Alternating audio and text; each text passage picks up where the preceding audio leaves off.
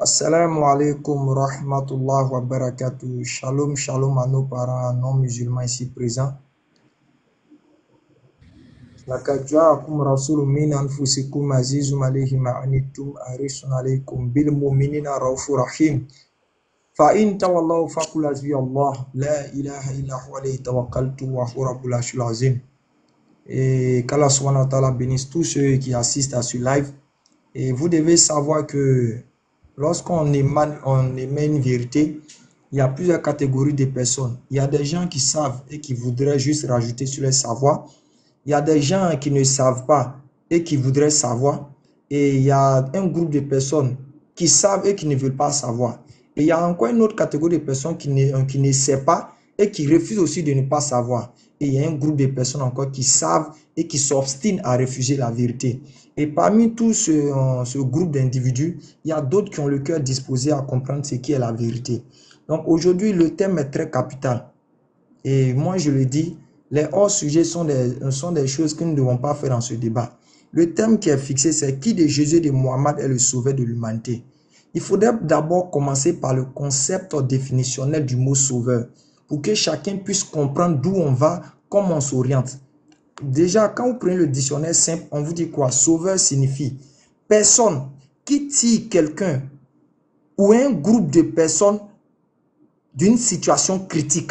Ça, c'est la définition des choses du sauveur. C'est une personne qui tire une personne ou bien un groupe de personnes d'une situation difficile. Maintenant, dans le domaine où nous sommes, dans le domaine de Dieu, il faudrait savoir quelle orientation ça prend. Parce qu'on peut sauver une personne de façon physique et spirituellement. Dans le domaine de Dieu, il est plus spirituel. Il a un aspect physique, mais il est plus spirituel. Parce qu'il s'agit de sauver les âmes, d'amener les âmes à Dieu. C'est dans cela qu'on parle du salut dans le domaine de Dieu. Et le premier sauveur par essence et par excellence, c'est Dieu. Cela même est dans le livre de nos parents chrétiens. Quand vous prenez Isaïe 43, le verset 11, c'est moi l'Éternel, hors moi il n'y a point de sauveur. Vous devez comprendre à la base que Dieu est l'unique sauveur de base. Mais il mandate ses prophètes pour accomplir cette mission de sauveur.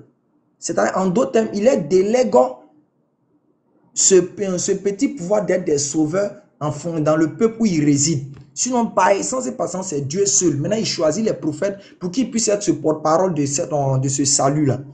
Et quand nous prenons chez les parents chrétiens comme chez les parents musulmans, nous sommes unanimes que Jésus et Mohammed sont tous deux sauveurs.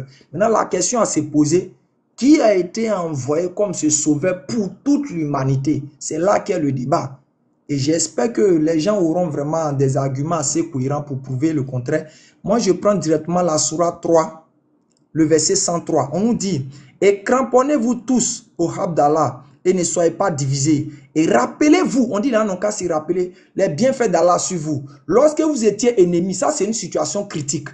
C'est lui qui réconcilia vos cœurs. Comment Dieu les a réconciliés? Puis par son bienfait, vous êtes devenus des frères. Et alors que vous étiez au bord d'un abîme de feu, en d'autres termes, vous étiez au bord de l'enfer. C'est-à-dire les gens étaient destinés à aller en enfer. C'est lui qui vous en a sauvés. C'est lui qui vous en a sauvé. La question à se poser, comment Dieu sauve? Dieu sauve au travers de ses prophètes. Dieu sauve au travers de ses prophètes. Pour dire, voici la première base qu'elle a, c'est Dieu qui utilise ses prophètes pour sauver. Sinon, les prophètes, que ce soit Moïse, Abraham, Salomon, David, Jésus, tous ceux-là de base ne peuvent pas sauver quelqu'un. Ils n'ont aucun pouvoir d'eux-mêmes de sauver quelqu'un.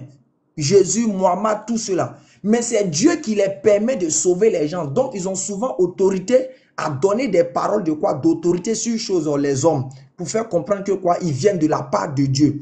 Et on pourra donner encore la définition dans Jacques 5, le verset 19. On pourra donner ça dans Juge 1, le verset 20 par là. Mais en attendant, je laisse le reste des timings pour dire, évitons le fanatisme et faisons sortir les Écritures, Inch'Allah Ta'ala. Sur ce, que Dieu bénisse chacun d'entre vous et qu'il ouvre le cœur de ceux qui méritent la guidance. Assalamu alaikum. Elvis, c'est quand tu es prêt, 5 minutes. Ouais, vas-y, alors que le Seigneur bénisse sa parole. Alors que le Dieu Tout-Puissant soit loué. Jésus-Christ, c'est Jésus-Christ qui a créé aller. Il ne peut pas bouder. C'est Jésus-Christ qui a créé Oustaz, Cheikh Adam, tous ceux qui sont là. Personne ne peut dire le contraire. Alors, déjà, que l'Oustaz, que Dieu te bénisse, parce qu'il a lu un verset que je voulais lire. Ésaïe 43, verset 11. On voit que tu es dans la vision. C'est ce que j'aime avec toi. Toi, tu suis. Donc, je ne vais plus lire ça. Donc, voilà, c'est clair. Il a lu. Il a dit, il a confirmé de lui-même, de sa propre bouche. Il n'y a que Dieu seul qui est sauveur. Bon, il a fait quelques fautes. On va revenir sur ça. Il dit que, Ésaïe 43, verset 11, il n'y a que Dieu seul qui est sauveur. Mais, il y a des petits sauveurs. Bon, c'est écrit où? Monsieur Ostaz, c'est écrit où? Qu'il y a des petits sauveurs. Avec que Dieu dit que. On va lire ça. On va lire. Parce qu'il voulait nous embrouiller. J'avais le verset en tête. Ok. Ésaïe 43. Voilà. Ça, c'est un très bon verset. Je pensais qu'il a lu. Il n'a pas lu, mais il a paraphrasé le verset. Voilà. Mais il a ajouté quelque chose qui n'est pas bon. Voilà. On va dire qu'il y a des petits sauveurs. Ésaïe 43, verset 11. C'est moi. Moi qui suis l'Éternel. Et en moi, il n'y a point de sauveur. Donc, ces petits sauveurs sont d'où? Parce qu'il a dit que il a paraphrasé Ésaïe 43, mais il n'a pas lu. Il n'y a point à l'école. Lorsqu'on dit il n'y a point, ça veut dire qu'il n'y a jamais de sauveur en dehors de Dieu.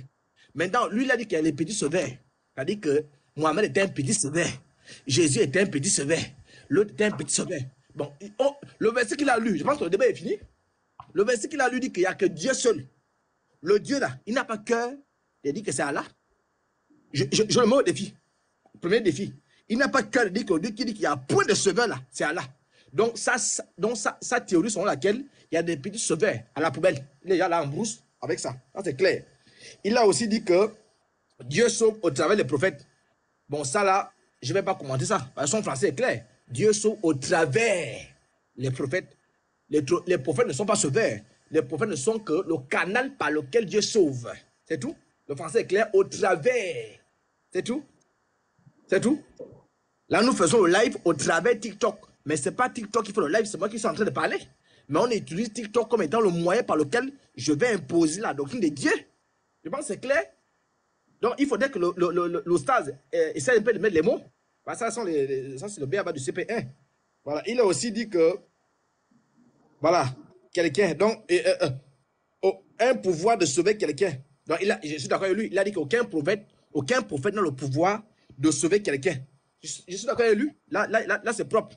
Il a aussi dit que pour ce qui est de sauver là, c'est l'âme. C'est l'âme qu'on sauve. Ça, c'est clair. Donc, on est d'accord que c'est Dieu qui sauve l'âme. Donc, la question qu'on devrait se poser, comme le défi est lancé, ce n'est pas moi qui est pour le verset, c'est lui qui est pour le verset. Le verset est clair. Je relis le verset là. C'est un verset. C'est moi. Il croit ça? C'est moi. Moi qui suis l'Éternel. Et en moi, il n'y a point de sauveur. Donc, en réalité, le débat que lui et moi va faire là, c'est de savoir si Jésus là est Dieu, si Mohamed est Dieu. Si c'est que Mohamed n'est pas déjà Dieu, il n'a qu'à laisser tomber. Le verset qu'il a donné dit que le seul qui sauve, c'est Dieu. Il n'y a pas un demi-verset. Il n'a pas cœur de sortir un demi-verset. Je le mets au défi. Premier défi a commencé. Premier défi. Je le mets au défi. Si moi soit un demi-verset où Dieu dit qu'il y a les petits sauveurs, je deviens musulman. Le Coran, avec ses 6300 là, et ses 114 ayat, il me sort ça. Il n'y a pas que. Donc ça, c'est un chaos. Ça, c'est un. Donc, lui et moi, si c'est que Mohamed n'est pas Dieu, à côté des gens de la plaque, parce que ce sont versets, hein. C'est pas ce que j'ai prévu. Donc, je suis en train de prendre beaucoup de temps sur l'introduction parce que c'est pas ce que j'ai prévu. Mais je vais mettre l'accent sur ça. Donc, celui qui sauve, c'est Dieu. Il a dit un truc, je suis d'accord avec ça. Il a dit que il est question de l'âme. Très bien. On va voir si Mohamed est capable de sauver l'âme. Mais je crois que le débat est fini. Honnêtement parlant, le débat est fini. S'il est honnête, il doit me dire, bon, l'apôtre, vraiment, si tu m'invites, on prend un coca ensemble.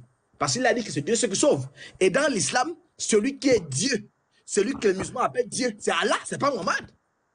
Donc si Mohamed est Dieu, il sauve. Allah est Dieu, il sauve. Tous les musulmans sont les polythéistes. Sans compter la Kaaba, sans compter la pierre noire déjà, ils sont polythéistes. Donc il n'a qu'à nous dire qui est Dieu. Est-ce que c'est Mohamed qui est Dieu ou c'est Allah qui est Dieu? Parce que son propre verset dit que c'est Dieu seul qui sauve. Mais le Dieu qu'il a lu là, c'est pas Allah. Il n'a pas cœur de dire que c'est Allah. Il n'a pas cœur de dire que le verset qu'il a donné là, Ésaïe 43, c'est Allah. Donc je préfère prendre assez de temps. Que le Seigneur vous bénisse abondamment. Ok, vas-y frère, pas de souci. Donc, déjà, vous voyez, je remercie Allah subhanahu wa ta'ala qui fait en sorte que la vérité se manifeste de la bouche de ceux qui ont désiré s'égarer du droit chemin. Vous voyez, le frère, il prend la parole, on dit une introduction, mais il me semble que son introduction n'a eu que d'aboutissant que chose. Moi, mon introduction. Il rentre dans mon introduction pour faire sortir des sujets qu'il ne maîtrise pas. Et comme je l'ai dit, je l'ai clairement dit, Dieu est de base le maître et le seul qui sauve. Et il délègue ce pouvoir de sauveur à ses prophètes, à des hommes pour accomplir cette tâche. Mais tout en étant quoi? La source, l'origine de ce salut. Ça, le frère ne comprend pas bien. Et sa Bible explique, mais il veut faire exprès, c'est tout. Moi, tu peux mettre écraser le père au défi disant qu'il faut nous me montrer les petits sauveurs. Allahu Akbar, Allahu Akbar. Je vais te donner même dans l'Ancien Testament. Je dis bien dans l'Ancien Testament, je vais te donner quelqu'un qui était sauveur. Et je t'ai défini les deux aspects de sauver. On peut sauver qu'une personne de façon physique, mais lorsque la Bible présente les sauveurs, elle les présente comme quoi? Des gens qui sont quoi? Ésaïe 19. J'aimerais que tous les chrétiens ici sur ce panel, tous les musulmans, notez les versets que je vais vous donner. Parce que comme on le dit, on ne sait pas si on va mourir ou bien je vais mourir, mais ce sont des cadeaux que je vais faire à tout le monde. Regardez, hein, vous allez voir rapidement. Ésaïe, on va voir le premier sauveur d'abord. Et toi, tu t'amuses avec Kra. Ésaïe 19, verset 20. Regardez, hein, tout le monde, regardez bien, famille. Regardez bien. Regardez bien. Ce sera pour l'Éternel des armées un signe et un témoignage dans le pays d'Égypte. Ils crieront à l'Éternel à cause des oppresseurs. Et il leur enverra un quoi? Il leur enverra un sauveur et un défenseur pour les délivrer. C'est-à-dire, en plus que Moïse soit défenseur, il sera un sauveur. Pourquoi? Parce que quand il va faire sortir les enfants d'Israël de l'Égypte, il va les montrer la voie de Dieu. Premier d'abord, quand il te dit que tu vois là-bas, Dieu dit il est le sauveur. Mais on remarque ici que quoi? Moïse devient le sauveur. Ça c'est un. On va aller maintenant. Même avant même que Jésus ne vienne encore, on va prendre encore Luc 1. Rapidement. Luc 1, oh là là, ceux-là ils vont me foutre la merde. Néanmoins, je vais paraphraser et continuer pour dire. Donc, avant que la publicité ne finisse, Luc 1, regardez la famille. Luc 1, à partir du verset 60. Regardez quelque chose, famille. Allahu Akbar. À partir du verset 65. Regardez au 67.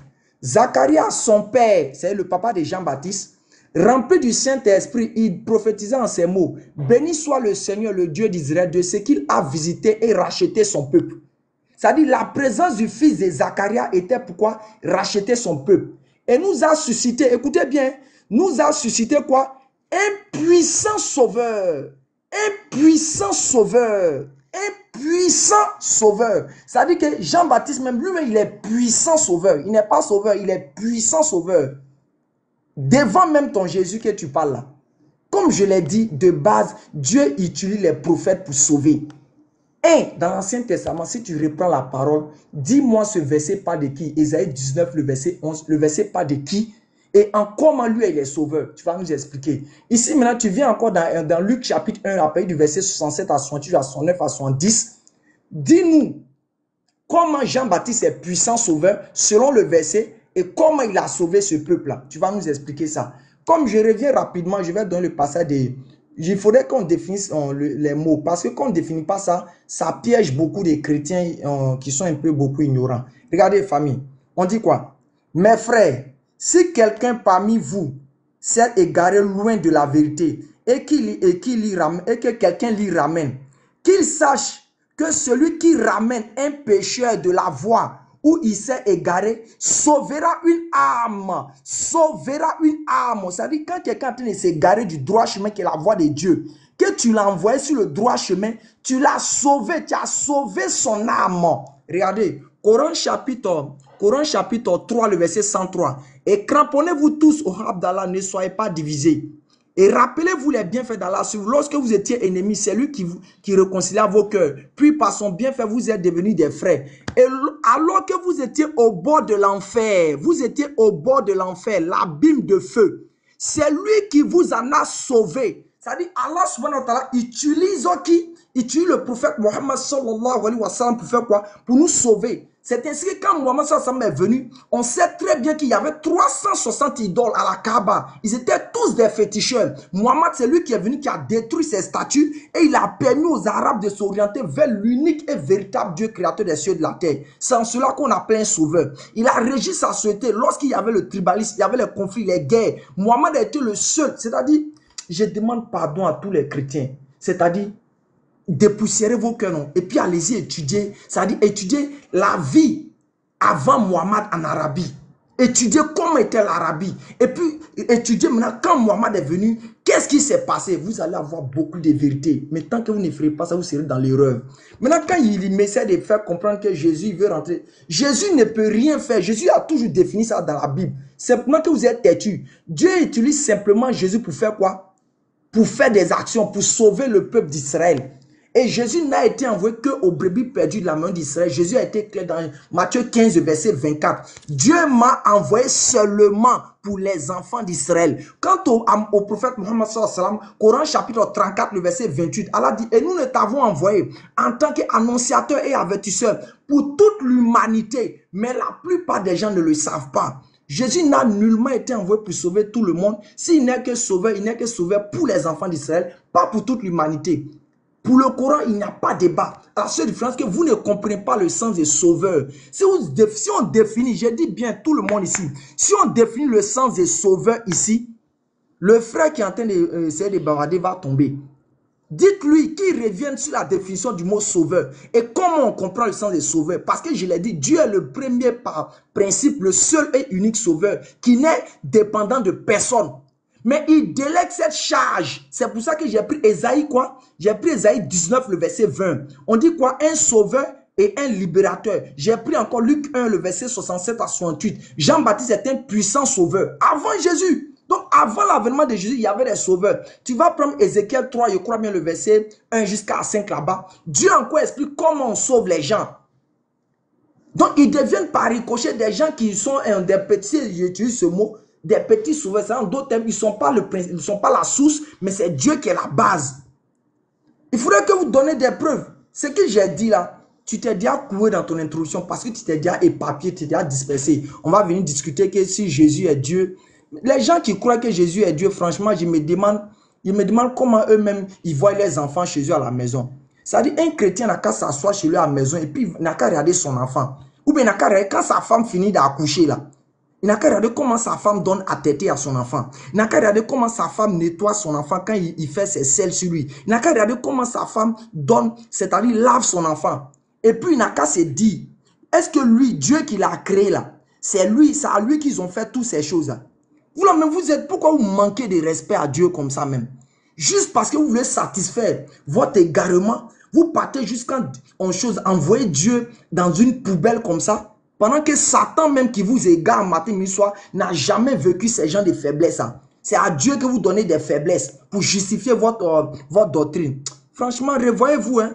Ceux qui veulent croire n'ont qu'à croire. Ceux qui ne veulent pas croire n'ont qu'à rejeter. Ça n'engage eux. Comme je l'ai dit, la vérité reste la vérité. Le mensonge reste le mensonge. C'est pour ça que Jésus a été clair. Jésus ne peut pas sauver quelqu'un de lui-même. Mais c'est Dieu qui utilise Jésus pour sauver. Je donne encore ce verset. Écoutez bien. Hein? Regardez encore. C'est un cadeau encore. Regardez. Jude 1, le verset 25. À Dieu seul, écoutez bien, à Dieu seul, notre sauveur. C'est ce que j'ai dit. Il a dit Dieu est le seul sauveur par essence et par excellence, mais il est le sauveur souverain qui ne dépend de personne. Écoutez la suite. Par Jésus-Christ, notre Seigneur. En d'autres termes, Dieu utilise Jésus pour sauver les enfants d'Israël. Comme il a utilisé Moïse pour sauver les enfants d'Israël. Comme il a utilisé tous les prophètes, Jean-Baptiste pour sauver les enfants d'Israël. Comme il utilise Mohammed pour sauver les hommes. Mais la différence que Mohammed est le seul qui a été envoyé à toute l'humanité. Comme ça a été dit, Coran chapitre 34, le verset 28. Et nous ne t'avons envoyé en tant qu'annonciateur, avertisseur pour toute l'humanité. Mais la plupart des gens ne le savent pas. Papa, reviens sur mes versets et prouve-moi le contraire de ce que j'ai dit. La vérité reste la vérité, le mensonge reste le mensonge. Sur ce, salam alaikum. Ok, merci à Ali. Donc, on me pose. Ça, c'est son premier développement. Donc, on va passer au frère Elvis. Donc, cher Adam, si tu es là, tu mets le chrono pour le frère Elvis rapidement. Ok. Unique Boy, c'est bon? Ouais, c'est bon, mets le chrono pour... C'est bon? Tu regardes là, tu es prêt? Vraiment, merci. Merci beaucoup à Ekra pour c'est-à-dire ce magnifique développement. Vraiment, la barre, elle est trop haute. Je pense que au prochain, il faut doser, s'il te plaît. Il faut doser, pardon. Donc, Elvis, si tu es prêt, on lance. Ok, alors je pense que déjà que le stade n'est pas serein parce qu'il prononce des conjonctures. Il dit que Jean-Baptiste est un puissant sauveur. Alors, Jean chapitre 10, au verset 41, on dit que Jean-Baptiste n'a fait aucun miracle. Sauver quelqu'un est déjà un miracle. On dit que Jean-Baptiste n'a fait aucun miracle. Ça, c'est un. Il est à côté.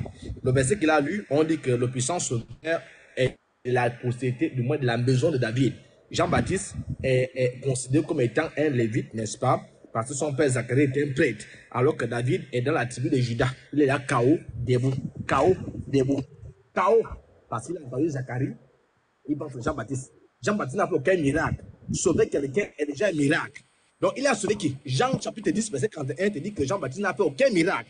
Jean-Baptiste n'est pas de la postérité de David dont on parle là. Tu es déjà KO à l'abattoir, frère. Il faut ouvrir les yeux. Je ne sais pas si tu as la myopie spirituelle. Je pense qu'on va lire. Moi, je suis clair, simple et limpide. J'ai dit ceci. Pour être sauvé, il faut te dire. Je prouve ça. Exode. Parce qu'il fait des conjonctures. Je ne sais pas ce qu'il raconte. Voilà. Il ne dit rien de bon, rien du tout. Exode chapitre 6. Voilà. Exode chapitre 6, le verset 3. Et tout. Exode chapitre 6, le verset 3. Il y a des publicités. Hein? Voilà. Le verset 3, je lis. Je suis apparu à Abraham, à Isaac et à Jacob comme le Dieu tout-puissant. Donc, on voit que Dieu est le Dieu tout-puissant, c'est clair. Comme je l'ai dit dans Ésaïe 43, pour être sauvé, pour être Dieu, il a lu beaucoup de versets bibliques, moins de versets coraniques, alors qu'il devrait lire les versets coraniques. Bon, là aussi, quand il a lu, déjà, c'est déjà 1-0, 2-0 déjà, parce qu'il a dit que Jésus est un sauveur. Donc, quand je démarre là, je démarre étant déjà dans la posture de où? La posture de savoir est-ce que Jésus est sauveur de l'humanité, parce que Jésus est un sauveur. Parce qu'il a dit, c'est sa bouche. Il a dit que Jésus est sauveur, mais pour Israël. Donc, quand je demande là, je démarre dans l'optique de savoir est-ce que Jésus est sauveur pour l'humanité, parce que c'est que sur Jésus est déjà sauveur. Mais il ne va montrer aucun verset. Il n'a pas cœur de dire que Mohamed est sauveur. Ça va aller où? Ça, c'est un. Donc, on dit dans Exode chapitre 6, verset 3, que le Tout-Puissant a apparu. Alors, le Tout-Puissant en question, c'est qui? Moi, je suis clair, simple et limpide. Apocalypse chapitre 1er. Voilà, lui, il fait les conjonctures, comme disait Diabaté, les conjonctures. Voilà. Apocalypse chapitre 1er, le verset 7. Ok? J'ai lu le verset 7. Et qui a fait de nous un royaume de sacrificateurs? Voilà. Je continue après. Verset 17, autant pour moi. Voilà. Je suis l'alpha et l'oméga, le Seigneur Dieu, celui qui est et qui était, le Tout-Puissant. Au verset 7, on dit qu'ils verront celui qu'ils ont percé. Et quand on dit par exemple Jean 19, le verset 33-34, celui qui a été percé, c'est Jésus. Donc ici, c'est clair que Jésus est déjà Dieu. Je pense que moi je le coupe, hein. J'ai fait le parallèle. Donc, tous ceux qui m'écoutent, là maintenant, je vais démarrer. Quand je vais démarrer là pour montrer que Jésus est sauveur, c'est parce qu'il est Dieu. J'ai montré que dans Exode chapitre 6, verset 3, c'est Dieu qui est le Tout-Puissant. Dans Jean chapitre 1, verset 7 à 8, c'est Jésus qui est le Tout-Puissant, accompagné de Jean 19, n'est-ce pas? Apocalypse 1, verset 7 à 8, accompagné de Jean 19, verset 33 à 34. C'est Jésus qui est le Tout-Puissant et qui a été percé. Parce que le sang l'a dit. Le sang a dit que pour être sauvé, il faut être Dieu. Il n'a pas cœur de se dire que Mohamed est Dieu. Donc ça, c'est un. Je pense que là, il est serein. Il est bien serein à ce sujet-là. Alors, je prends également, lorsqu'on parle de sauveur, moi je ne coupe pas, le somme. Je confirme encore le somme. Voilà. Parce que lui, il raconte, je ne sais pas ce qu'il raconte là. Voilà. Le somme 27, verset 1er. De David, l'Éternel est ma lumière et mon salut. On comprend ici que c'est Dieu qui est le salut. Celui qui est sauveur est forcément celui qui donne le salut. Le salut est celui de sauveur. Quand on te sauve, on te donne le salut. Très clair. C'est Dieu qui donne le salut. Et Jésus étant Dieu, il n'a pas cœur de dire que c'est faux. Est-ce qu'il a cœur? Donc, maintenant, je prends Luc chapitre 1er. Luc. Voilà, Luc chapitre 2. On va voir ça. Moi je vais me terminer. Hein. Mon débat est fini. Luc chapitre 2. Voilà. Luc chapitre 2, je prends le verset 26. OK. Et Il avait été divinement averti par le Saint-Esprit, vous voyez, sur le Saint-Esprit. Le Saint-Esprit est Dieu. Le Saint-Esprit a annoncé, n'est-ce pas, à Simeon, quoi? Qu'il ne mourrait point avant d'avoir vu le Christ du Seigneur. Il vint au temple poussé par l'Esprit, et comme les parents apportaient le petit enfant Jésus pour accomplir à son égard ce qu'ordonnait la loi, il le reçut dans ses bras, c'est-à-dire Simeon, bénit Dieu et dit, maintenant Seigneur, tu laisses ton serviteur s'en aller en paix selon ta parole, selon la parole de Dieu. Car mes yeux ont vu ton salut. Le Psaume 27, verset 1, dit que c'est Dieu qui est le salut. Les yeux de Simeon ont vu le salut. Le salut, il n'a pas entendu, hein, il a vu avec ses yeux. Mais qui est dans ses bras? C'est l'enfant Jésus. Qui est dans ses bras? C'est le petit Jésus. Voilà.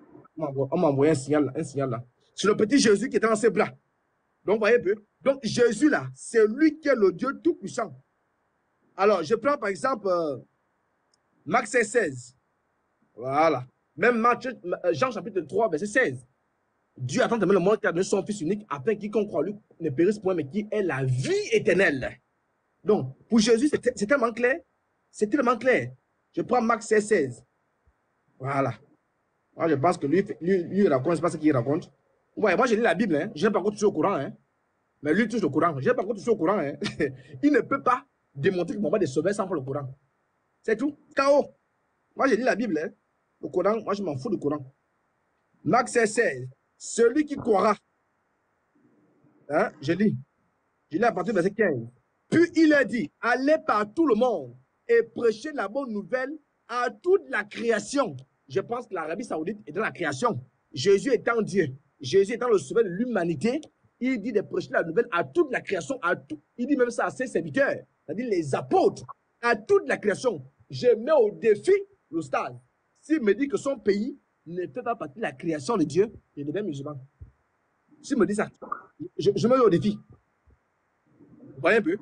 Puis il a dit, allez par tout le monde et prêchez la bonne nouvelle à toute la création. Celui qui croira et qui sera baptisé sera sauvé. Mais celui qui ne croira pas sera condamné. Vous voyez un peu? Je pense que c'est clair. Ah, c'est Jésus qui donne une mission à ses serviteurs. Je prends le Jean 19. Je vais encore prendre le chapitre. Jean 3, verset 16 à 17, que j'ai lu. Dieu a tant aimé le monde qu'il a envoyé son Fils unique, afin qu'il quiconque lui ne périsse point, mais qu'il ait la vie éternelle. Donc, Jésus est le sauveur de l'humanité en question. Quiconque croit en lui, si allait croire en Jésus, sera sauvé. Moi, je viens de montrer les versets clairs. Les versets qui confirment que Jésus est vraiment le sauveur. Je viens de montrer les versets clairs qui confirment que Jésus est vraiment le sauveur de l'humanité. Lui, il a calé le Coran pour montrer que Mohamed est le sauveur. Voilà. Il n'a pas cœur de montrer ça. Il n'a pas cœur. C'est impossible. Parce qu'il ne peut rien faire sans la Bible. C'est impossible. Il ne peut rien faire. Alors, je prends par exemple Jean chapitre 4. Jean chapitre 4. Verset 41. Un beaucoup plus grand nombre crut à cause de sa parole. Et il disait à la femme, c'est-à-dire la Samaritaine, sa parole. Et il disait à la femme, ce n'est plus à cause de ce que tu as dit que nous croyons, car nous l'avons entendu nous-mêmes. Et nous savons qu'il est vraiment le sauveur du monde. Dans la version claire, on parle du cosmos. Moi, je viens de sortir une écriture claire, parce qu'il n'y a pas assez de temps. Je viens de sortir une écriture claire qui dit que Jésus est le sauveur du monde. Qu'il sorte une écriture claire. Qu'il sorte une écriture claire qui dit que Mohamed est le sauveur du monde. Il n'a pas cœur de sortir ça. Il n'a pas cœur. C'est impossible. C'est impossible. Vous voyez? Je pense que moi j'ai fini. Est-ce que moi j'ai pris le Coran? Non, j'ai pas pris le Coran. Parce que la Bible, on n'a pas besoin du Coran pour lire la Bible. Je prends encore Luc chapitre 19, verset 10. Car le Fils de l'homme est venu chercher et sauver croyez un peu? Moi, je suis en train de sortir les versets clairs, hein? Parce que moi, j'ai fini, hein? Il me reste 28 secondes, j'ai fini avec Jésus. Maintenant, c'est à lui de se battre. Il n'a qu'à nous sortir les versets clairs où Mohamed est sauveur. Allah n'a pas peur de dire que Mohamed est sauveur.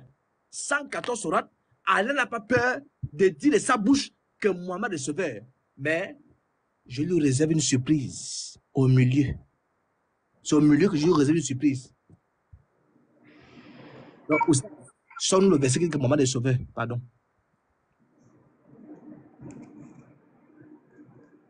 Ok, ok. Merci beaucoup, Elvis, pour ce développement. Je pense que ça a été très bien de revenir sur ces versets pour bien éclairer encore le peuple de Dieu, pour ceux-là qui attendent de connaître la vérité afin de sortir de l'obscurité ou encore des ténèbres. Merci à toi, frère. Donc, allez, je pense que dès que tu es prêt. Ok. Vraiment, Oustaz Ekra, avant de prendre la parole, j'aimerais que tu essaies de doser un peu. Parce que ceux qui nous suivent, bon, il y a beaucoup de personnes bon, qui auront du mal à dormir cette nuit-là. Donc, s'il te plaît, il faut doser. Le niveau, il est trop haut. Merci beaucoup. Ok, donc, Oustaz, je pense que si Cheikh Adam te passe le message, c'est qu'il a compris quelque chose. Il a déjà compris quelque chose. Et nous connaissons un peu la rue. C'est bon. Évitons On ça. y va. Voilà. Donc, je lance. Dès que tu es bon, tu me dis je lance. Avant de lancer, s'il te plaît. La première personne. Attends, je viens, Ekra. Je viens, s'il te plaît. La première personne qui a commencé à faire les commentaires, c'est toi. Faut pas pleurer, hein. Reste serein. Comme ton frère le dit, reste serein. Restez serein. Ok, mets le temps. Je pense que je suis très serein, Cheikh Adam. Moi, au moins, je sors de mes lèvres pour aller combattre les autres. Allez, on y va. Ok, donc vraiment merci à tous. Il me semble que Dieu utilise notre frère Elvis pour essayer de faire montrer la vérité à ceux qui voudraient réellement voir la vérité. Vous savez, le frère Elvis est parti de partout, aller parler de Jésus est Dieu, Jésus est Dieu. Ça fait pitié, quoi. Franchement, j'ai de la peine pour le frère en question. Il ressent seulement de la pitié. J'ai cru que j'allais m'attendre à quelqu'un qui allait vraiment pousser mon niveau ma capacité de recherche à un niveau, mais il me semble que des trucs basiques comme ça, il ne connaît pas. C'est triste. Tu sais, je ne m'adresse pas à toi, Elvis. Je parle à mes parents chrétiens. Sachez qu'on va tous mourir. Ça, il faut que vous le sachiez. Et chacun d'entre vous va comparaître. Elvis ne sera pas avec vous. Ekra ne sera pas avec vous. Que ce soit le musulman, tout ça. Vous allez comparer chacun devant Dieu. Ne venez pas suivre les gens pour suivre les gens. C'est pas, ça dit peut-être c'est au début, quand nous on faisait nos prêches, qu'on était dans ce jeu-là. Mais maintenant, là, on n'est plus à ce stade de venir suivre quelqu'un pour suivre quelqu'un. Regardez les paroles qu'il dit pour comprendre la cohérence et la justesse de ses propos. C'est ça que je vous invite à faire. Ne voyez pas que c'est Ekra qui parle, donc vous allez dire non, qu'il dit rien, il dit rien. Prenez la peine. Je donne des versets. S'il vous plaît, prenez la peine. Je pouvais refuser le débat, mais j'ai accepté pour que vous puissiez t'aider. J'étais comme vous. J'étais dans le christianisme comme vous. Mais je ne rentre pas dans ce débat. Bref, on dit un débat. J'ai clairement dit ici, Dieu est le maître par essence et par excellence. Il est le sauveur par essence et par excellence. Le sauveur souverain. Regardez que je suis. Sauveur. Personne qui sauve quelqu'un, une collectivité, en d'autres termes, on dit un danger. Quelqu'un qui sauve des gens. J'ai dit à mon frère ici que Dieu est le maître par essence et par excellence. Il est le sauveur par essence et par excellence. Maintenant, il donne ça, il suscite des prophètes pour aller sauver le peuple. Donc, ces prophètes deviennent comme quoi? Des sauveurs indirects. Mais pas que c'est de eux-mêmes, mais c'est Dieu qui les utilise. C'est pour le frère, si Dieu n'a pas mis le mot sauveur sur quelqu'un, mais que Dieu est venu donner la définition ici dans un texte, c'est que Dieu a menti. Mais quelle est cette façon de raisonner comme ça? Mais il me semble que si tu étais à l'école, on allait te donner 2, hein, frère. Tu allais avoir 2 en dissertation. Comment on te définit, c'est-à-dire, Dieu n'utilise pas le mot, mais il utilise la définition du mot. Tu dis non que la définition du mot utilisé est faux, que c'est le mot là d'abord, il doit mettre pour qu'on puisse dire que la définition est vraie. Mais c'est quelle façon de faire ça? Pourquoi vous faites ça même? Pourquoi? Je reprends encore les passages. Je lui ai donné des passages dans l'Ancien Testament. J'ai cru qu'il allait me montrer le contraire. Quand il lui disait que Dieu avait suscité des gens qui étaient des sauveurs là. Ésaïe 19, le verset 20. Allez-y, lis ça. Et j'ai pris Luc 1, le verset 67. Il s'en me dit non, dans la maison de David. Non, ça veut dire quoi? Ok, donc, Si tu reprends la parole, dis-moi ça parle de qui? J'invite ça, c'est un devoir à domicile. Je ne vais même plus revenir dessus. Je fais ça comme un devoir à domicile pour tous les chrétiens. Vous partez prendre Luc 1 à partir du verset 60 là-bas. Faites la lecture jusqu'au verset 80. Vous allez voir que ça parle de Jean-Baptiste. Maintenant, au chapitre 2, c'est maintenant on parle de l'histoire de Jésus. Ça ne parle pas de Jésus, papa. Jude 1, le verset 20. On dit, à Dieu seul notre sauveur, pas Jésus-Christ. C'est du français. Pourquoi? Famille, on dit le live va prendre fin. C'est quoi ça? Unique boy, il faut bloquer le temps. Ok. Non, en fait, allez, là, dans ce cas, ce que tu as à faire maintenant, essaye de tirer un peu le puzzle. Voilà, faut faire là-bas, là. Non, le niveau où il y a le dessin, là, tu t'arrêtes là-bas. Juste. Remplis le puzzle. Il y a un truc. Voilà. Il a fait. C'est bon? C'est bon? Ok. Ok, ils ont décanté. Toi, TikTok, Ok, d'accord. faut pas les soutenir, Elvis. Hein? Ah, tu sais la dose qu'il est en train de prendre, il ne faut pas le soutenir. Donc, ok, on y va. Donc, vous voyez déjà, la définition du mot est donnée. Maintenant, dans le Coran, là, Dieu parle aux gens qui sont doués d'intelligence. Dieu n'utilise pas le mot sauveur pour dire le sauveur, pour dire que Mohammed est sauveur. Dieu n'a pas besoin de ça. Je te donne ici, voici ça, il a fait l'exemple ici, regardez. C'est-à-dire, Dieu va prendre peut-être cet exemple pas pour travailler, mais comme il n'a pas mis le mot sauveur, il n'a pas utilisé le mot sauveur pour le frère Elvis, Dieu ne raconte pas ce qu'il y a ici. Mais arrêtez ça, famille. C'est pour ça que Jésus a dit dans Jean, il a dit dans mon chose, Luc chapitre 4 au verset 1 jusqu'à descendre. Il dit, quand ils lui ont dit, Seigneur, il faut venir vers nous ici. Jésus dit, non, qu'il faut que je prêche la bonne nouvelle aux autres villes. Car c'est pour cela que Dieu m'a envoyé. Vous prenez encore chose, Jean 12, à partir du verset 49 rapidement là. Jean 12 à partir du verset 49. Regardez. Jean 12 à... Non, qu'à bouffer, mais c'est salaud là. Donc, comme je disais, Jean 12 à partir du verset 49. Regardez là-bas comment c'est clair. Regardez. Jésus parlait aux chrétiens. Regardez. Car, c'est là Dieu qui parlait. Car, je n'ai point parlé de moi-même. Je n'ai point parlé de moi-même. Dieu ne parle pas comme ça. C'est les créatures qui parlent comme ça, frère. Je n'ai point parlé de moi-même. Mais le Père qui m'a envoyé m'a prescrit lui-même ce que je dois dire et annoncer. Ce que je dois dire et annoncer. Il y a regardez deux mots utilisés par Jésus ici. Dire et annoncer. En d'autres termes quoi? Jésus doit avertir. En d'autres termes, Jésus doit annoncer. Donc, Jésus a un rôle principal d'annoncer et de dire. En d'autres termes, d'annoncer et d'avertir. C'est ça le rôle du sauveur. C'est pour ça que j'ai vu dire, allez-y, lire encore Jacques 5, le verset 19 à 20. On dit si quelqu'un est dans le péché, qu'une personne vient l'informer pour dire, mon frère, arrête de pécher, c'est pas bon, quitte dedans. Et que cette personne laisse ça. Il a sauvé une âme et il a couvert une multitude de péchés. Mais c'est quelle façon d'être têtu à ne pas comprendre ce qui est juste et vrai. Ça peut venir d'écran Lopez, vous avez raison. Mais au moins, ça, regardez si ce que je dis, c'est faux ou c'est vrai quand même. Donc, Mohammed, c'est comme ça quand Mohammed est venu, il a averti son peuple. Il les a informés. Le Coran était clair. Coran chapitre 3, le verset 103. Allah dit, lorsque vous étiez au bord de l'enfer, c'est lui qui vous en a sauvé. La question à se poser, est-ce que c'est Allah qui a quitté aussi cette descente pour venir les sauver? Non! Il a utilisé Mohammed comme il a utilisé Moïse pour faire sortir les enfants d'Israël de la maison de servitude pour leur faire aller adorer le vrai Dieu.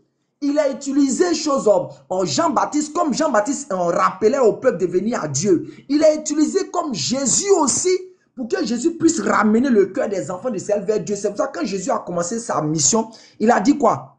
On dit Jésus commençait à prêcher, il a dit quoi? Repentez-vous, repentez-vous, car le royaume des cieux est proche. Donc Dieu l'utilise pour faire sa mission. Mais lui-même, de lui-même, il est incapable de le faire parce qu'il a dit dans Jean 5, le verset 30, je ne peux rien faire de moi-même. C'est du français. Moi-même signifie sa propre personne. En d'autres termes, rien faire signifie incapable. Dans le dictionnaire le plus basique, ça signifie incapable. Que ce soit Jésus, ce soit Mohammed, ce soit Jean-Baptiste, ce soit tous les prophètes, Ils n'ont aucune capacité à faire une action si Dieu ne les aide pas. C'est pour ça que Jésus a dit, mes disciples, c'est le Père qui me les donne. Il dit bien, c'est le Père qui me les donne et personne ne peut les ravir de ma main. En tout cas, c'est Dieu qui a la capacité. Jésus n'a-t-il pas dit dans Jean 20, dans Matthieu 20, le verset 21, lorsque la mère des deux fils de Zébédée s'approcha de Jésus, elle leur dit, Seigneur, je voudrais que mes deux fils qui sont ici soient dans ton royaume, un à ta droite et un à ta gauche. Jésus a dit quoi?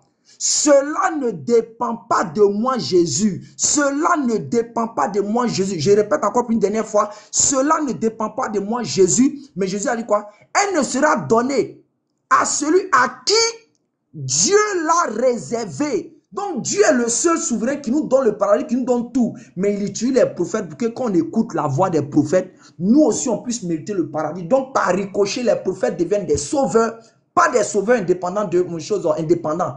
Parce que Dieu les utilise. C'était ça qu'il voulait clarifier. Je reviens pour dire, Coran chapitre 34, le verset 28. Alors dit que nous ne t'avons envoyé en tant qu'annonciateur de la bonne nouvelle du paradis et avertisseur du châtiment de l'enfer. Mais la plupart des gens ne le savent pas. Là, dit Mohammed a été envoyé pour toute l'humanité. Coran chapitre 7, le verset 158. Coran chapitre 7, le verset 158, on dit Mohammed dit quoi? Oh homme, je suis le messager de Dieu envoyé à vous tous. Coran chapitre 25, le verset 1.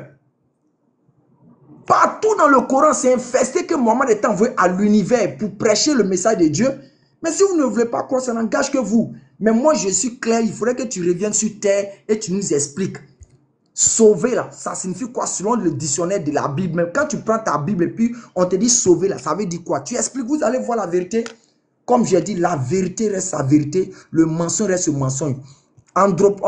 Elvis, si tu prends la parole, dis-nous, comment se fait-il quelque chose dans Ésaïe 19, le verset 20 là, quelqu'un est sauvé là-bas.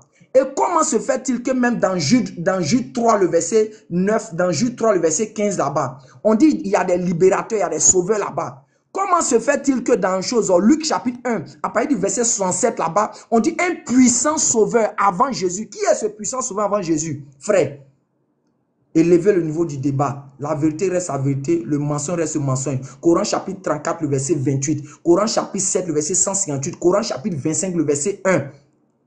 Mohammed est envoyé à toute l'humanité, mais la plupart des gens ne le savent pas. Sur ce, salam alaikum. Donc, merci Ali. Merci Ali. Elvis, est-ce que tu es prêt? Je pense que Ali vient de finir. Deuxième introduction. Voilà. Elvis. Oui, je suis prêt. Hein? Je suis prêt. Hein? Cheikh Adam. Tu peux Oui, lancer. je suis là. Merci beaucoup à Ekra pour son intervention. Voilà, 10 minutes. Donc, on va passer maintenant à Elvis. 10 minutes. Si tu es prêt, je lance. Ok, Cheikh Adam. Ok, c'est bon. Ok, alors le frère déjà embrouche parce que, bon, il pense Esaïe. Bon, il a dit Esaïe est un sauveur là-bas. Il y a un sauveur là-bas. Donne le nom du sauveur en question. Il est déjà KO. Il a cité Moïse. Moïse, KO. Parce que Moïse a fini son œuvre. Esaïe annonce une prophétie qui doit arriver. Moïse est parti. C'est un. Il était sur Google. Quand il a essayé de taper sauveur là, le nom de Jésus est sorti. KO. Donc, je pense qu'il s'amuse même.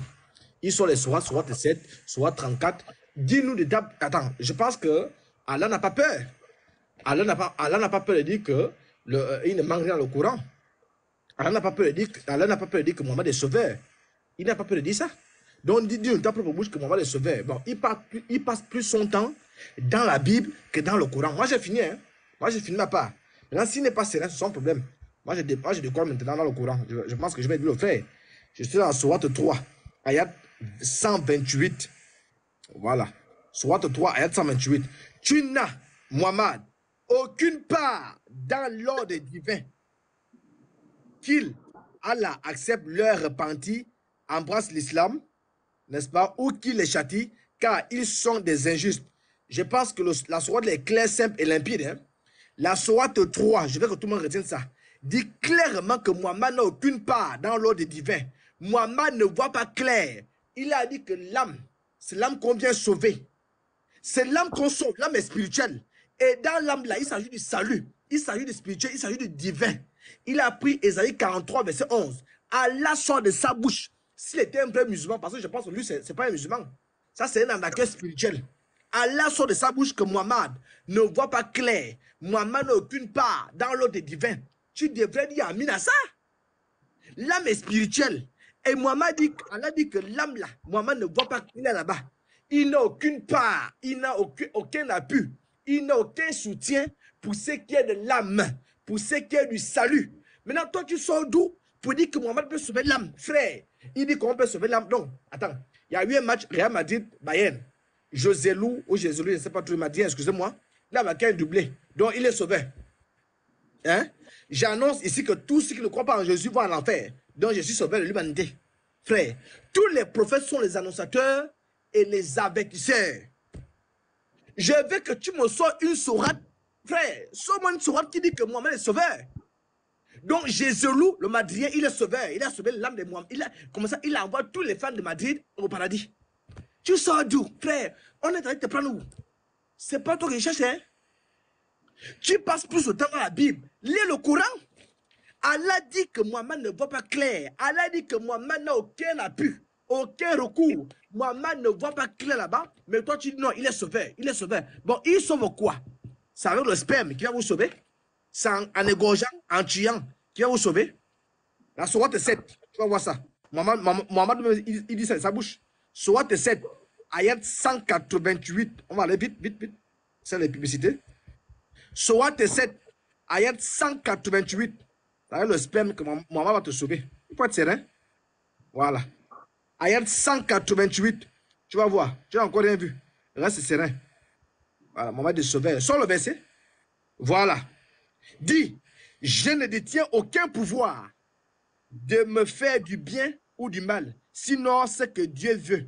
Si j'avais accès à l'inconnaissable, frère, l'âme c'est le domaine de l'inconnaissable, l'âme c'est le domaine de l'invisible. Mohamed dit qu'il n'a pas accès à l'âme de l'invisible. Et toi, tu dis qu'il peut sauver quelqu'un? Hein? Tu dis que Mohamed peut sauver quelqu'un?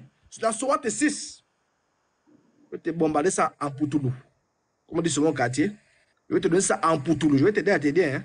Parce que je pense que tu n'es pas musulman. Toi, je ne sais pas comment tu as fait pour être oustaz. Tu dois revoir ça. Voilà. Il faut sortir un verset. Sourate 6. Voilà. Je prends ayat 104. Voilà. Je suis là.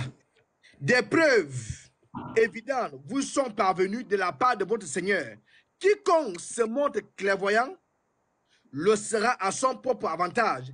Et quiconque, n'est-ce pas, demeure aveugle, le sera à son propre détriment. Je ne suis nullement chargé de votre sauvegarde. Mohamed dit de sa propre bouche qu'il ne peut ni te sauver et te garder. Le verbe sauvegarder est un verbe composé. À l'intérieur de ce verbe-là, on a sauvé et gardé. Mohamed dit de sa bouche, il ne peut ni te sauver, ni te garder. Et toi, tu dis qu'il est sauveur. Tu sors d'où? Frère, attends, je vais te faire du mal, hein? Je vais te faire du mal, frère, oustaz. Mohamed, si tu respectes moi, c'est pourquoi je dis que tu es mécréant. D'ailleurs, tu es mécréant. Un, tu es mécréant. Deux, tu es koufar. Parce que Mohamed dit de sa bouche, il ne peut nullement te sauvegarder. Dans sauvegarder, il y a sauver et garder. Maintenant, toi, tu dis qui peut te sauver. Maintenant, toi tu sors ça d'où? Qui t'a appris ça? Hein? Qui t'a appris ça, frère? Maintenant, je vais lire un hadith qui va confirmer ce que j'ai dit. Alors, toi, tu dis que Mohamed peut te sauver. Voilà. Et moi, je te dis que Mohamed ne peut nullement te sauver. Parce que Mohamed n'a pas la capacité de sauver ton âme. Mohamed ne peut pas sauver ton âme. Il n'a jamais cette capacité de sauver ton âme. Mais toi, tu insistes que Mohamed peut sauver l'âme de quelqu'un. Il ne peut sauver l'âme de personne. Alors, je vais lire. Regarde, écoute ce que Mohamed te dit. Saya Boukari a dit 6467.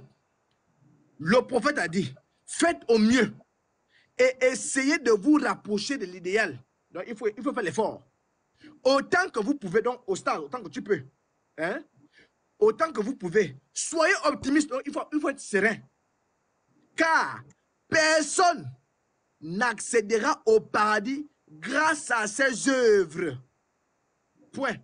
Donc, tout ce que tu fais là, tu insistes, tu n'iras nulle part. Tu laves les fesses, tu laves les narines, tu laves le nez. Parce que Satan dort dans tes narines. Satan dort dans tes narines. Il pisse dans tes oreilles. Tu n'iras nulle part. Écoute la suite. On va poser la question au prophète. Même toi, aussi, envoyé de Dieu, des manatons. Même moi, à moins que Dieu ne me fasse grâce de son pardon et de sa miséricorde. Même Mohamed ne voit pas clair. Il voit le brouillard, frère. Si tu étais chauffeur, demande à ceux qui conduisent la nuit, de moi la journée, à partir de 4 ou 5 heures, ils vont te dire qu'il y a le brouillard. Mohamed dit que même lui-même là, il ne voit pas clair. Mohamed dit qu'il ne voit pas clair. Mais toi, tu dis qu'il voit clair, frère. Tu vas aller où avec ça? Saya Aboukari a dit 16. Je lis ce qui est écrit. Le messager d'Allah a dit, l'envoyé d'Allah s'éleva et dit, oh peuple de Quraysh, sauvez-vous vous-même du feu de l'enfer, car je ne peux pas vous sauver de la punition d'Allah. Oh Bani Abad Manajel, je ne peux pas te sauver de la punition d'Allah. Oh Safiya, tante de l'envoyé d'Allah, je ne peux pas te sauver de la punition d'Allah. Oh Fatima, écoutez, hein, sa fille, toi tu es qui pour Mohamed? Sa fille, oh Fatima, bin Mohamed, demande-moi n'importe quoi de ma richesse, mais je ne peux pas te sauver de la punition d'Allah. Bon, je pense que le débat est fini. Il dit à sa propre fille qu'il ne peut pas sauver sa fille là. C'est toi qui peux sauver, frère. Tu sors d'où? Tu sors d'où, frère? Hein? Tu sors d'où pour que Mohamed te sauve? Il va te sauver avec quoi? Hein, frère? Respecte-nous. Je te lis encore Saya Aboukari, Hadith 374, rapporté par Anas Ibn Malik. Nous étions dans le cortège funèbre, écoute un peu ton prophète, d'une des filles du prophète, et il était assis à côté de la tombe. J'ai vu ses yeux versés de larmes. Il dit, y a-t-il quelqu'un parmi vous qui n'a pas eu des relations sexuelles avec sa femme la nuit dernière? Donc, il y a un mort, hein? Il pose la question si quelqu'un n'a pas encore couché avec sa femme depuis la nuit dernière. Abu Talha a répondu par l'affirmation. Le prophète lui dit donc de descendre dans la tombe, et c'est ainsi qu'il est descendu dans la tombe. Il est allé faire quoi? La tombe est déjà creusée. Il est allé faire quoi, frère? Mettre des briques. Il est allé enlever le slip. Mohamed demande à un de ses apôtres, à un de ses soldats, à un de ses généraux, n'est-ce pas, de descendre dans la tombe parce que ce dernier n'a pas eu les rapports sexuels toute la nuit avec sa femme. Donc il descend dans la tombe pour coucher avec sa fille, pour coucher avec un cadavre. Voilà ton sauveur. Frère, ah, c'est pas fini, hein? J'ai encore un stock. Mohamed sauve par le sperme. Mohamed ne peut pas te sauver. Moi, je te dis la vérité. Je te lis encore une autre source. Non, je vais garder ça pour la suite. Donc, tu vois clairement que Mohamed est un homme de Dieu. Les gens sont en train de pleurer. Les gens pleurent. Oh, Fatim est mort. Oh, X est mort. Z est mort. Lui, ne soyez serein. Calmez-vous. Petit, il faut descendre là-bas. Enlève le slip. Il faut descendre. Il faut pénétrer. Lui ici, comme il est voyou, on lui dit, mais papa, le cadavre, il pénètre. Frère, réveille-toi. Je m'arrête là. Ok, merci Elvis pour... voilà, c'est le deuxième nom, c'est la deuxième intervention, pour ta deuxième intervention pour le développement. Prochainement, je voudrais que tu doses aussi un peu, quoi, parce que là, on est rentré dans le vif. Dose un peu, mais quand même un peu de piment, avec toutes les sources comme tu le sors. Merci beaucoup. Donc, je ne sais pas si chaque Adam intricat, dis-moi, je suis après pour les 10 minutes. Les dernières 10 minutes. Donc, merci. Donc là, on va passer à la dernière séance de 10 minutes, 10 minutes. Vraiment, Oustaz Ikra, merci beaucoup à vous tous. Voilà, parce que jusqu'à présent, le débat, il est tellement classique. Quand c'est comme ça, c'est très bien. Donc, reste focus sur le thème. Merci beaucoup. Bismillah, vas-y. Alhamdulillah. Okay. Donc, allez. Frère, c'est bon comme ça. Lance. Vas-y. Ok. Donc, alhamdulillah. Non, je demande si je lance ou bien comment. Oui, c'est vas-y. Alhamdulillah, vraiment, vous voyez, okay, vous voyez des piteries pareilles. Ça dit, des gens, on pose un thème, le thème qui est qui de Mohammed de Jésus est le sauveur de l'humanité. Le gars s'est cassé les dents. Il n'a pas pu prouver le contraire. Remarquez bien, famille. Je lui avais dit, quand je lui avais dit au début de mon introduction que Dieu a utilisé des gens, il les a rendus comme des sauveurs. Là. Ils étaient comme des petits sauveurs. Là. C'est-à-dire, c'est parce qu'ils ne dépendaient pas d'eux-mêmes. Là. Il a contredit quelque chose. Ésaïe 19, verset 11, qui est donné. Vous l'avez vu, il a contredit quelque chose. Jean, en Luc chapitre 1, le verset 68 à 69, là-bas, il a contredit quelque chose. Même Jude 3, il a contredit quelque chose. La définition même de sa propre Bible, écoutez bien, la définition de la Bible même définit qu'est-ce que c'est un sauveur. Hein? Mais il fait fi de ça, il se joue aux sourds et aux aveugles, et puis il se jette dans des inepties qui n'ont pas lieu d'être. Papa, on dirait que tu ne sais pas qui est en face de toi. Les bêtises que tu racontes, Mohamed est descendu dans ton tombe, il a fait tant là. Ils ne t'ont pas parlé de moi, bien. Est-ce qu'ils t'ont pas parlé de moi sur cette truc comme ça là? Tu sais, ton Jésus romain là, tu sais pas qu'est-ce qu'il fait? Qu'est-ce qu'il est? Jésus romain, ton Jésus que tu adores là. Depuis sa naissance, il a violé les commandements de Dieu, tu sais pas? Hein? Dans Deutéronome 18, à partir du verset 1 jusqu'à 20 là-bas, qu'est-ce que Dieu a dit? Dieu a dit, tu ne laisseras pas entrer chez toi les mages ni les devins. Mais qui est rentré pour aller adorer Jésus selon vous? Ce n'était pas des mages et des devins. Première violation de loi. Même avant sa naissance, ton petit Dieu là, il n'a pas posé un acte en prenant la femme de Joseph. Tu n'as pas vu la réaction de Joseph quand il a su que sa femme était enceinte. C'est parce qu'il a vu que ton Dieu a pris sa femme. Donc quand ton Dieu a pris Drac, il a pris sa femme et puis il s'est plaint, il a envoyé un ange pour le garant. Ton papa, ces gens de bêtises là, je peux les faire facilement avec Jésus. Mais je ne rentre pas dans ce jeu-là. Ce petit jeu de chrétien amuseur, là, je ne suis pas dedans. Moi, je donne l'enseignement. On va aller.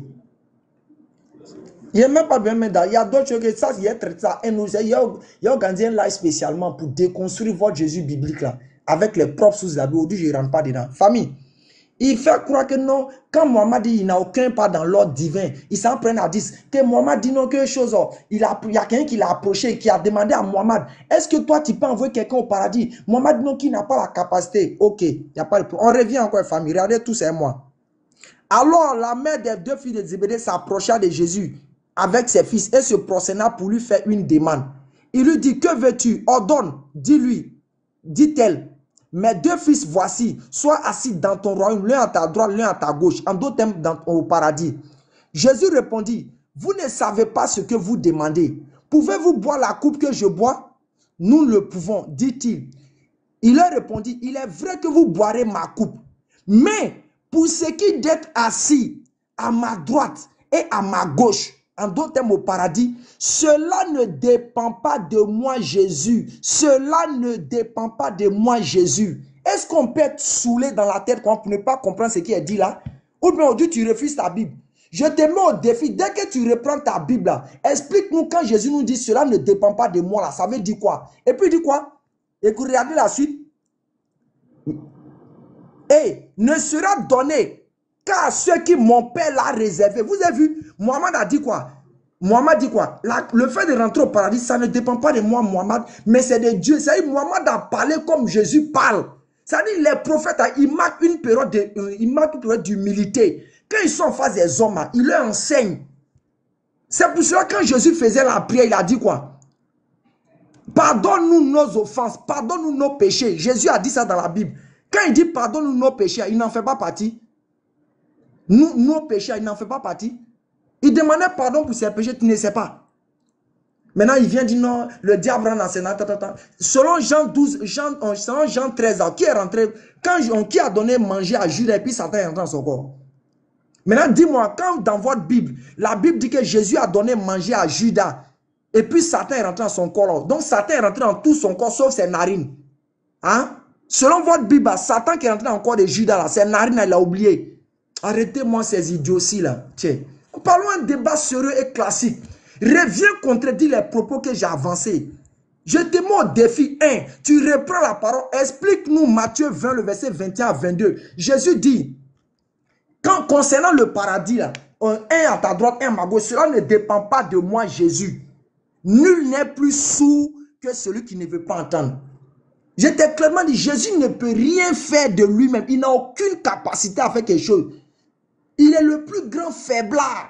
C'est Dieu qui l'utilise pour agir. Sinon, lui-même, il ne peut rien faire. À moins que tu ne sois aveugle et puis tu vas dire non, que ce que Jésus dit est faux. Mais je vais te donner, on va donner l'enseignement. Pour ceux qui veulent être guidés, regardez encore. Regardez encore. Hein. Famille, regardez encore. Son petit Dieu est en train de parler.